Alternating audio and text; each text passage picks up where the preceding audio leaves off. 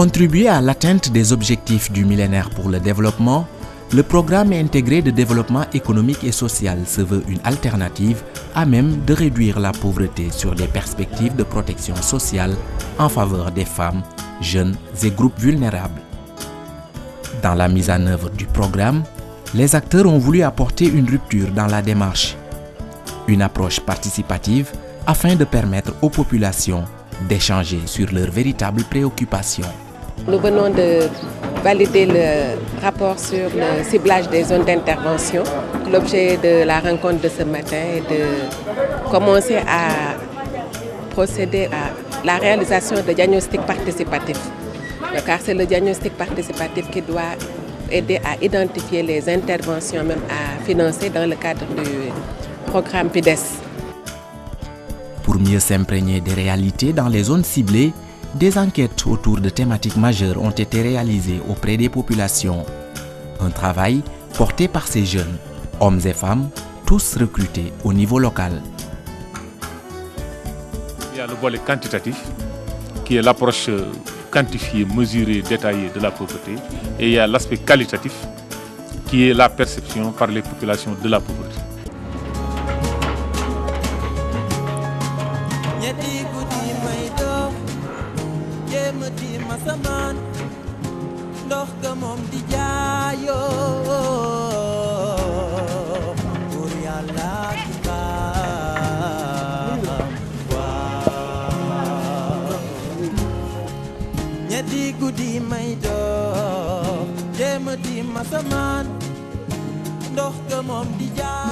bu dee dépense bi dafa cher est-ce que mës ngeen a toog bañ a faju ndax dépense bi ci médicament yi dafa cher ak yooyu musta kon noonu la def ba jënd médicament yi.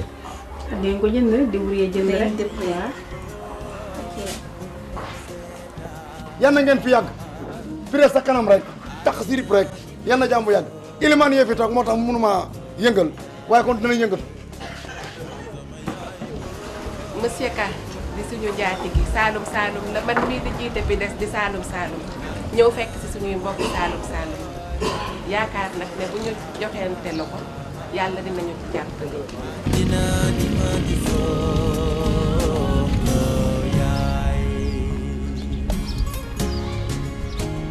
pour rek koo xamante ne tey jii bu ñu ñëwoon financé ñu xaalis ñu dem jënd suñu machine yëpp toog di liggéey parce que liggéey lañ bëgg moom lañ bëgg te kuñ ci jàppale tam ñu jël.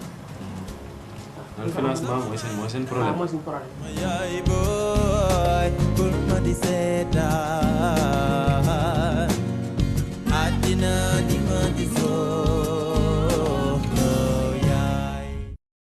Après une mise à niveau d'information, il fallait aussi une implication effective des populations pour identifier les besoins et donner des esquisses de solutions. Pour cela, elles ont été réparties en focus group dans les zones concernées, une étape importante du processus de diagnostic et de planification. bu dee commerce bu formel lay nekk wala bu informel moo fi ëpp mu ngoog léegi ñu yëngu ci wàllu commerce tey yan initiative la ñuy jël di ko doxal ci biir gox ñu si ëpp fii. waaw ñii dañuy commerce dem Banjul jënd bagage dédouané indi. ñii dañuy xëy marché géej jënd seen i kees yi jën. di jaayaat bu ñu paree le même jour xam li ñu am ak lu ñu perte. ma dégg si ñaari professeurs yi toogoon fii ñu ne ñu ngi ci pour xool kenn nit lan lay def ñu financé ko financement yu njëkk yooyu jeex na wax nañ ko fi ñun ñëpp ñu dégg nañ ko kon lan moo fi am bu bees xamaguñ ko.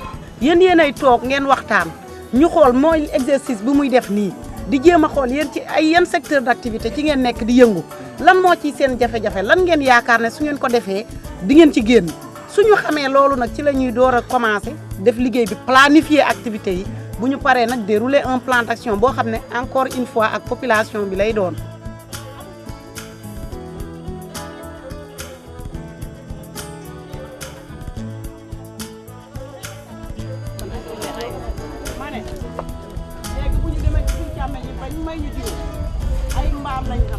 amul yeneen jafe-jafe yu mën a tënk jigéen ñi pour que mbay mi ñuy mbay ñoom ñu mën cee am loo xam ne ci la ñuy suturlu.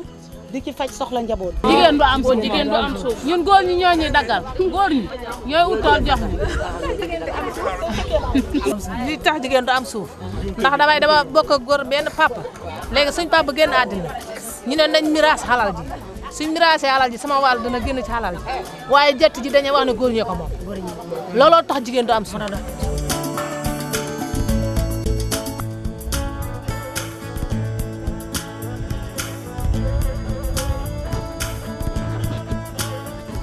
ne ku bëgg am doom ñu la yóbbu teg la ci saret yóbbu la laamaram siin tuuti sax dangay am doom ci saret bi suñ demee nga ñu ki yàlla sa doom danañ la laaj pay saal bi xam nga loolu sori na te métti na. ñun ñi nga xam ñu xale jigéen ñi nga xam ñoo dëkk Kër Paate te jànguñu léegi bu ñu waxee ne ñu jàng rek ñoom lañuy dimbale kon ñu jàngul ñoom fan lañ jëm léegi damaa bëggoon ñun ñi nga xam ne jànguñ bu fi courant amoon ñu defal ñu ay salon ñuy lët ak jàng ñaw te yooyu yëpp da ciy baax waaye bu ñu bàyyee nii rek am suñu yaay yu xëyuñ gontu ñun xëyuñ gontuñ bu yàggee kon ñun fan lañ jëm bëgg nañ daal moom ñun xale jigéen ñi ñu jàppal nañu trop ndax xale moom ñun moom ñooy yaakaar réew mi ëllëg. mais poste de santé bi ñun ñoo ko bokk. poste de santé bi bu ko bokkee am na sage-femme am na infirmier. lépp loo xam ne dañ kaa teg ci dëkk bi ci quartier yi muy participer ci développement quartier yi te nit ñi bokk ko.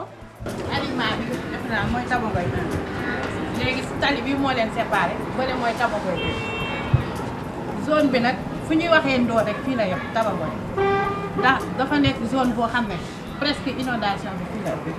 Ainsi, des échanges fructueux ont été notés au cours des focus group.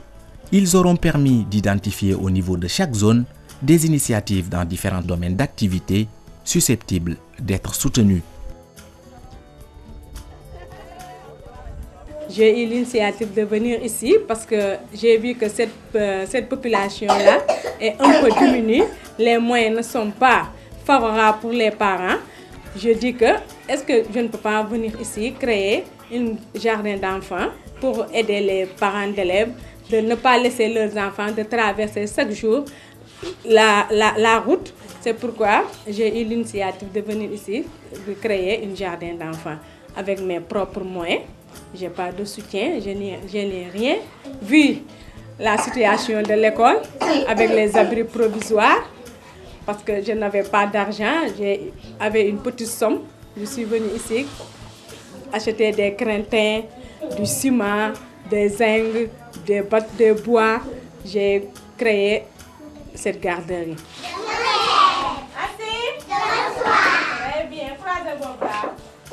Les palissades, ce n'est pas important. L'important, c'est le fait que les enfants viennent ici et le peu qu'ils apprennent ici, c'est l'essentiel.